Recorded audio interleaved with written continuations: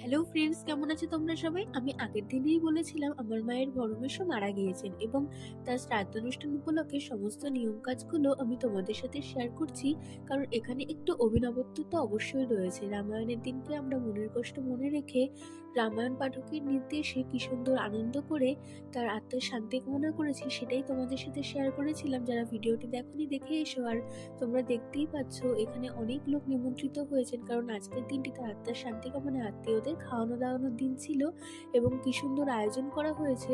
সবাই আমরা একসাথে বসেছিলাম খাওয়া দাওয়ার উদ্দেশ্যে এবং কি কি আয়োজন করা হয়েছে তোমরা দেখতেই পাচ্ছ। প্রত্যেকটা রান্নাই খুবই ভালো হয়েছে। আর শ্রাদ্ধ অনুষ্ঠান বলে যে ভিডিও করা যাবে না তা একদমই নয়, কারণ তোমরা আমার পরিবার সব যখন শেয়ার করি, এটা কেন করবো না, এটা খারাপ কিসে? কারণ একটা আয়োজন একটা মানুষ খুব কষ্ট করেই করে যে কোনো অনুষ্ঠানে, যেটা আমার বড় মামা করেছিল এবং প্রত্যেকটা জিনিস খুব ভালো হয়েছে, সাজানো থেকে শুরু করে সবটা।